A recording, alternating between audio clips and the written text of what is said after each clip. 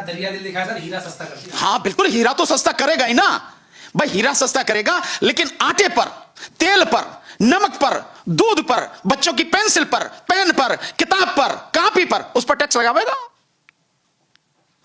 LED sir सस्ता कर दिया है। कोई दिक्कत नहीं, करो भाई, मैंने तो बताया ना, उद्योगपतियों को लाभ देगा। एलईडी हो चाहे आपका और मोबाइल फोन हो, सब हो, क्यों उनको तो देगा ही ना फायदा। आम पब्लिक को दे, आम पब्लिक को बताए। दिया तो सर आम पब्लिक को। क्या दिया आम पब्लिक को? झुंझुना 1 साल का राशन बढ़ा दिया। 1 साल का राशन, और उसमें पैसा कितना घटा दिया? 1 साल के राशन में पिछली बार जो पैसा दिया गया था, वो पैसा दिया गया था 2,87,000 करोड़। ये जेब से क्या निकाल गया? अरे जेब से ही तो कागज निकाल के बताऊंगा ना, क्या क्या कहानी है, सारी लिखी हुई है ना इसकी कहानी बजट की। जो पिछली बार था बजट में, ये 5 किलो अनाज का, उसमें जो बजट था 2,87,000 करोड़ था। इस बार वो घट के कितना हो गया? 1,97,000 करोड़। और आपको बता दूं कि ये 80 करोड़ लोगों के लिए अगले 12 महीने के लिए है। कहां 80 करोड़ जाता है, लेकिन सरकारी रिकॉर्ड के हिसाब से आज तक 45 करोड़ से ज्यादा लोगों तक इस स्कीम का लाभ पहुंचा नहीं है। 45 करोड़ सरकारी आंकड़े ढूंढ के देखो, आप पता लग जाएगी। सरकार बतावे, मोदी में अगर हिम्मत है तो बतावे आके। अगर जो वित्त मंत्री है सीतारमण, बतावे ना आके कितने को दे रहे हैं, बताएंगे नहीं, घोषणा कर। और ये तो सिर्फ घोषणा है। एक नाम सुना था आपने, इस देश में एक बाबा हुआ करता था, उसको कहते हैं झांसाराम। ये मोदी भी असली में तो यही है झांसाराम, मोदी ही झांसाराम है। झांसाराम, झूठा राम, फेंकू राम, ये मोदी है। लेकिन सर बताया दे रहा था कि टीवी अखबार मीडिया में दिखाया जा रहा था, वो सर वो उड़ के ऊपर से दिखा रहे थे कि इतना जितना हम ऊंचाई पे है उससे कहीं ज्यादा ऊंचा सर इस बार का बजट आने वाला है। काफी लोगों को देखा बिल्कुल मिलेगा। जो बजट आने वाला है, मैं वो बजट आपको बताता हूं, आपको वो बजट बताता हूं। उसकी कुछ जरूरी चीजें हैं, आप उनको ध्यान से सुने, और इस देश के पब्लिक को भी सुनना चाहिए। आम आदमी के लिए बजट में क्या है, उसे समझने की जरूरत है। अगर आम आदमी के लिए कुछ नहीं है तो बजट कुछ नहीं है। अपने यारों को खुश करने के लिए, और ये भी केवल जो भी कुछ है ये भी घोषणा है, केवल घोषणा। अगर मोदी के चरित्र का आकलन करो, और मोदी के चरित्र के आधार पर पिछले 8 साल में जो बजट आए हैं, उनमें जो घोषणा हुई है और आज जो घोषणा हो रही है, और उन घोषणाओं में जो कुछ बोला गया वो कितना अमल में आया, उस सब का अगर आकलन करोगे तो आपको पता लगेगा कि झूठ के अलावा और कुछ नहीं, केवल घोषणाएं हैं। पीएम आवास योजना का सर बता रहे हैं कि पहले जो है 80 लाख लोगों को जो है उसका फायदा मिला, लेकिन अब क्या है उसमें 66% की बढ़ोतरी हुई है। हाँ, 66% की बढ़ोतरी हुई है। हाँ। और यह भी कहा गया था कि सन 2022 तक, मोदी ने कहा चीख चीख के कि इसमें हर व्यक्ति के छत पर, हर व्यक्ति के सर पर पक्की छत होगी, पक्का घर होगा। ऐसा कोई व्यक्ति नहीं बचेगा जिसका पक्का घर ना हो 2022 तक। कोरोना आ गया ना, कहां की पक्की छत? और ये जो बढ़ाया जा रहा है, ये किस लिए बढ़ाया जा रहा है ये हमें मालूम है। और दूसरी बात ये है कि क्या ये केवल घोषणा है, लागू कितना होगा जमीन पर उसकी बात करो, लागू नहीं होता है। सन 2014 के बाद प्रति व्यक्ति आय डबल हो गई। बिल्कुल, प्रति व्यक्ति आय डबल हो गई। कितनी हो गई इसे भी बताओ। तो प्रति व्यक्ति आय जो है वो 1,97,000 रुपए हो गई, प्रति व्यक्ति आय। लेकिन इसको जरा अब बाइफरकेट करो, जो आपको पता लगेगी। 1,97,000 रुपए प्रति व्यक्ति आय है प्रति वर्ष, लेकिन इस देश में जो लोग 25,000 रुपए महीना कमाते हैं, 25,000 रुपए महीना यानी साल के 3 लाख रुपए जो कमाते हैं, उन लोगों की संख्या इस देश में मात्र 10% है, मात्र 10%। और जहां एक तरफ 1,97,000 आय है प्रति व्यक्ति आय, वहीं इसी देश में 92 करोड़ लोग, यानी 140 करोड़ की आबादी में से 92 करोड़ लोग ऐसे हैं जिनकी सालाना आय 5,000 रुपए भी नहीं है। समझ रहे मेरी बात? एक तरफ कितना अंतर है, कितना विरोधाभास है, कितनी असमानता है, कितनी व्यापक असमानता। अर्थव्यवस्था गई भाड़ में, वैसे मोदी पहले चूल्हे में उसे डाल चुका है। फिर भी मैं आपको कह रहा हूं कि इस असमानता का क्या करोगे। एक तरफ तो ऐसे लोग हैं कि जिनके पास 25,000 रुपए महीना कमाते हैं, वो इस देश में 10% लोग हैं, मात्र 25,000 और उससे ऊपर जो कमाते हैं, मात्र 10%।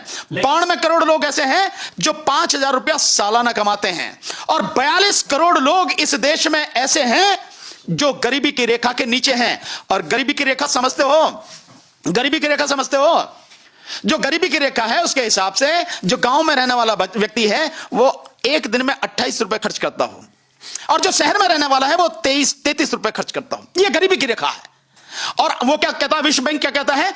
विश्व बैंक कहता है कि जो व्यक्ति एक महीने में 13,000 रुपए से कम कमाता है, एक महीने में 13,000 रुपए से कम कमाता है, वो व्यक्ति गरीब है, वो गरीब है। और यहां 92 करोड़ लोग 5,000 रुपए सालाना कमाते, वो महीने की बात कर रहा। 13,000 रुपए महीने विश्व बैंक कर रहा, अगर उससे कम कमाता तो गरीब। और यहां 5,000 रुपए 92 करोड़ लोग कमाते हैं।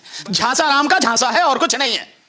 हकीकत क्या है मुझे बताओ। किसानों के लिए जो ढोल पिट रहे हो, कर क्या दिया आप? ये देखिए, जो किसानों के लिए है एग्रीकल्चर में 3.84% था 2022-23 के बजट में जीडीपी का जो रखा गया था 3.84, वो घटा के कितना कर दिया?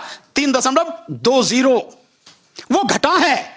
तो जब घटता है, स्थिति मजबूत होती है, कम होती है? फायदा होता है या नुकसान होता है? अगर बजट बढ़ता तो पैसा ज्यादा आता। और ये उस रेशो में भी आप देखो कि जब रुपए की कीमत लगातार घटती चली जा रही है, महंगाई बढ़ती चली जा रही है, उसको भी आप सामने रखो तो महंगाई बढ़ रही है, रुपए की कीमत घट रही है और आप उसमें बजट घटा रहे हो, तो इससे किसानों को फायदा होगा, नुकसान होगा? नहीं सर, कह तो ये रहे हैं कि अन्य देशों के मुकाबले हमारा देश जो है मतलब आर्थिक उससे आंकड़े देना अन्य देशों के मुकाबले मजबूत है, तो उसके आंकड़े दोगे कि नहीं दोगे? किससे कंपैरिजन करोगे आप? सर 10वें पायदान से 5वें पायदान पे आ गया। कौन? अडानी दूसरे से लेके जो उस पे आ गया 16वें पे। भारत कायम पायदान पर आ गया अर्थव्यवस्था में। अभी आपने देखा नहीं, 10 में से 5 की बात करो, अभी खिसक के छठे पे आ गया। अभी की बात है, लेटेस्ट छठे पे आ गया। किसकी बात कर रहे हो यार? ये केवल जवानी जमा खर्च है और कुछ नहीं है। देश बढ़ता कैसे है? देश में जब एजुकेशन हो। देश बढ़ता कैसे है? जब रोजगार हो। बता रहे सर, डिजिटल लाइब्रेरी बनाने की प्रक्रिया सर शुरू होने वाली है। उससे सारी नहीं गांव के लोग उससे पढ़ सकेंगे सर, डिजिटल लाइब्रेरी। बिल्कुल डिजिटल, जैसे पहले कहा गया था कि 4.5 लाख करोड़ डिजिटल इंडिया बनाने में लगाए जाएंगे। बन गया डिजिटल इंडिया, बन गया डिजिटल इंडिया, बन गया क्या? इंटरनेट की स्पीड भी श्रीलंका में चलने वाले इंटरनेट से धीमी है। अब सर इंटरनेट पे आ जाता हूं, 5G बूस्ट करने के लिए जो सर बता रहे हैं कि 100 से ज्यादा संस्था। बिल्कुल ये इसी तरह से है जैसे युवाओं को मूर्ख बनाने के लिए अमृत पीढ़ी कहा गया है उनको। इसी बजट में कहा गया ना, अमृत पीढ़ी। अमृत काल चल रहा है, अमृत काल में युवा अमृत पीढ़ी हो गए हैं और इसी अमृत काल में युवा बेरोजगार हो गए हैं। ये स्थिति उनकी हो गई है। और जिसकी डिजिटल की बात कर रहे हैं, आंकड़े देखो आप। बनेगा कैसे? पैसा दोगे तब बनेगा ना, नियत होगी तब बनेगा ना। आप बना क्या रहे हैं? एजुकेशन में जो पहले जीडीपी का 2.64 था, वो घटा के कर दिया तुमने 2.51, यानी पैसा घटा दिया। और इस चीज को हमेशा ध्यान में रखो कि रुपए की कीमत कम हो रही है, महंगाई बढ़ रही है, उसमें बजट आपको बढ़ाना चाहिए, लेकिन आप बजट कम कर रहे हो, उतना भी नहीं रख रहे, बजट कम कर रहे। तो एजुकेशन में आपने 2.64 से घटा के 2.51 कर दिया। हॉस्पिटल्स जिसकी जो बहुत ज्यादा जरूरत है, उसमें आपने 2.20 से घटा के 1.98 कर दिया। जो एग्रीकल्चर है, मैंने आपको बताया 3.84 से 3.20 कर दिया। और इसके अलावा रूरल डेवलपमेंट, ग्रामीण विकास के लिए जो है वो काम, वो जो 5.81 था उसे घटा के 5.29 कर दिया। तो हर क्षेत्र में जो जनता से जुड़ा है, जो आम आदमी से जुड़ा है, जो किसान से जुड़ा है, जो मजदूर से जुड़ा है, वो बजट कम कर दिया। और इसके अलावा जहां सबसे ज्यादा बजट कम किया है वो है मनरेगा। मनरेगा में पहले 73,000 करोड़ था। उस 73,000 करोड़ में जब को रिस्ट्रक्चर किया गया तो वो बढ़ के हो गया, मनरेगा का जो बजट था 89,400 करोड़। लेकिन इस बजट में क्या दिया है सरकार ने? 60,000 करोड़। 60,000 करोड़, यानी 89,400 करोड़ से 60,000 करोड़ मनरेगा। और मनरेगा में कितने लोग रोजगार मांग रहे हैं?